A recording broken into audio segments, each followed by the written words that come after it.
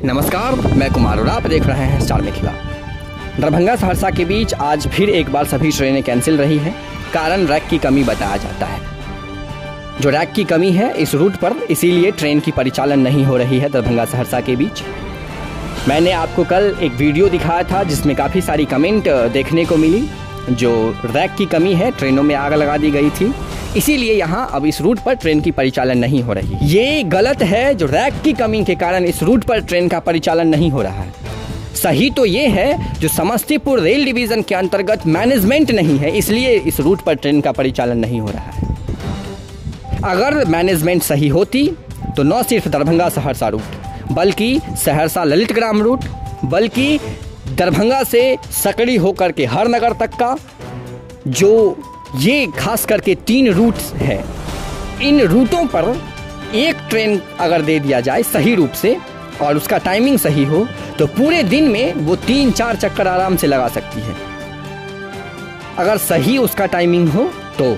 लेकिन Samastipur rail division के द्वारा इन चीज़ों पर ध्यान नहीं दिया जा रहा। अगर ट्रेनों की संख्या मेरे पास 50 है और मेरा मैनेजमेंट सही नहीं है तो शायद पूरे दिन में हम उस रूट पर एक भी ट्रेन का सही परिचालन नहीं कर सकते हैं। मैनेजमेंट सही न होने के कारण इस रूट पर, जो दरभंगा सहरसा रूट है, ट्रेनों की कमी आ गई है, सिर्फ और सिर्फ समस्तीपुर रेल डिवीज़न के कारण।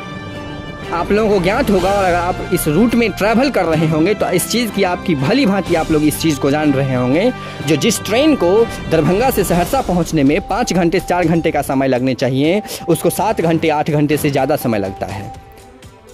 शाम को 6 बजे सहरसा से ट्रेन खुलती है, जिसको लहरियासराय रात के 11 बजे तक पहुंचना होता है और वो 2 बजे तक लहरियासराय पहुंचती है, 3 बजे सुबह में लहरियासराय पहुंचती है। जबकि इस रूट पर अभी ट्रेनों का परिचालन 9 के बराबर है। सिर्फ यही 2-3 पैसेंजर ट्रेनें जो चलती है पूरे दिन में। तो अब आप सोच सकते हैं मैनेजमेंट किस प्रकार का है। सहरसा से ऑन टाइम अगर ट्रेन खुले और लहरियासराय 5 घंटे की दूरी तय कर वहाँ पहुँच जाए लहरियासराय, और उसी ट्रेन को फिर रिटर्न लाया जाए सहरसा, तो दिन में आराम से 2 बार इस ट्रेन का परिचालन, एक ट्रेन 2 बार ट्रैवल कर सकती है। और अगर कॉशन मिले 70 स्पीड के स्पीड से चलाने से तो और ज़्यादा इसमें वृद्धि हो सकती है।